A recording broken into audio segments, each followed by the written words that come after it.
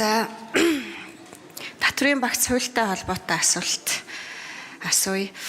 За яг шатлсан татврын бодлого одоо олон улсад л хэрэгждэг л дээ. Англи, Франц, Герман гэд.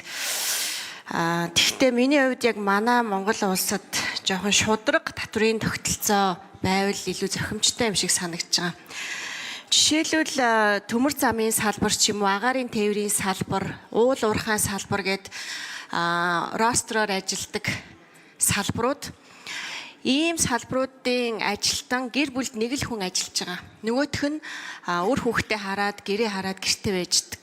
Тэгэхээр нэг явсандаа өрхийн нийт орлогыг ганц хүн бүрдүүлж байгаа.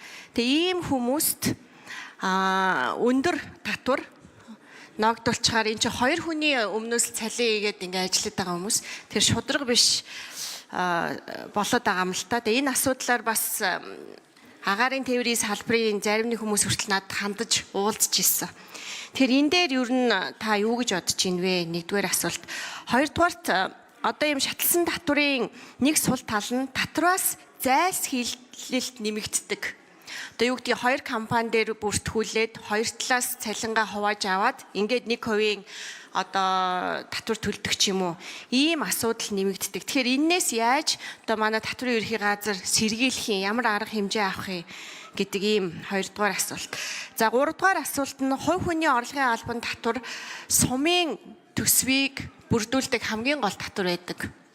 Тухайн суманд амьдарч байгаа хүн амын орлогын албан татвараас нөгөө сум нь асуудлуудаа сумын иргэдийн хурлын төлөөлөгчдөрөө дамжуулаад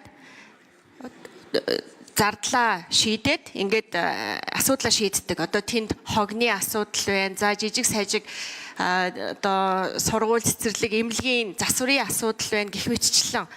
Тэгэхээр энэ орлогын албан татвар чинь 1% болоо буурчаар төрийн албан хаагчид ихэнх нь л одоо 2 саяас доош цалинтай байгаа. Ингээд 1% төлөөд тэгээ нөгөө сумчин мөнгөгүй болно. Тэгэхээр одоо буцаал бүх сумаа татаастай болох уу? Уул нь одоо улсад татвар төвлөрүүлдэг нэг 6 аймаг байгаа. Тэрний нэгэн жишээл одоо манай Сэлэнг аймаг. Энэ дотроо бас өөрөө өөрийгөө аваа явж байгаа бас татвар төвлөрүүлдэг юм сумд байгаа аахгүй юу? Тэгээд тэд нар чи одоо буцаад санхүүгийн хувьд хараат байдалд ороод ингээ явчихна. Тэгэхээр энэ дээр ямар бодлого барих уу хэдүүлээ? Ийм 3 асуулт байна.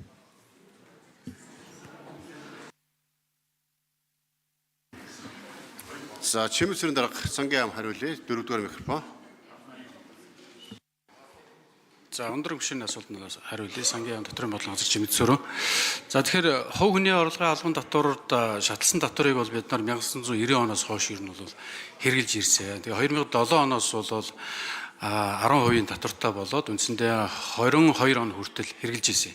Тэгээ 22 оноос бол 10-15-20 гэсэн ийм шатлал руу бол оруулсан. Тэгээд 22 онд бас тухайн үед үндсэн хуулийн цэцэд тодорхой иргэд бас энэ шатлсан татварыг эсэргүүцэж бас тийм мэдээлэл гаргаад тэгээ үндсэн хуулийн цэцээс бас дүгнэлт гарсан байдаг. Энэ бол их олж байгаа орлогоос нь бол илүү олох нь бол одоо шудраг үндсэн хуульд нийцэж байна гэдэг ийм дүгнэлтийг бас гаргаж ирсэн ийм практик үед дэлхийд дээр байгаа улс орнуудын ер нь дийлинг нь бол энэ шатлсан татврын тогтолцоогоор явж байгаа. За энэ удаагийн өөрчлөлтөөр бол бид нар тэг хөв, нэг хөв гэсэн хоёр шатлыг оруулж ирсэн. Тэгээд нийт иргэдэд бол энэ бол цалин хөлс авж байгаа иргэдэд бол хамааралтай байгаа. Өөрөөр хэлбэл 792 мянга хүртэл тэг хуваар, за 792 мянгаас 2 сая хүртэл нэг хуваар авж байгаа нь бол цалин хөлс хөтөлбөрөөр эрхэлж байгаа хүмүүст бүгдээрэн дээр нь бол хамааралтай ийм одоо шатлыг бол нэмж оруулж зохицуулж байгаа. За хувь хүний орлогын албан татвар бол сум дүүргийн төсвийг бүрдүүлдэг. За нийт одоо сум дүүргүүдийн дунджаар аваад үзэх юм бол 40-с дээш хувийг эзэлдэг. За 330 сумаар аваад үзэх юм бол за зарим сум нь 79%, за зарим нь 79%, зарим нь 19% хүртэл энэ одоо энэ хувийн орлогын албан татвараас сум дүүрэг нь бол санхүүжилтээр яваад байгаа юм. Тэгэхээр саяны бид нар хоёр шатлал нэмсэнтэй холбоотойгоор за жишээ нь 27 онд гэхэд бол 844 бумын одоо төсөв бол бас сум дүүргийн орлого бол орж ирэхгүй хэмжээнд бол бас ирж ирнэ. Тэгэхээр энийг бол улсын татаас хэлбэрээр л өгж одоо энэ асуудлыг шийдвэрлэхээр бол ажлын хэсгээр ярилцсан байгаа гэдэг л.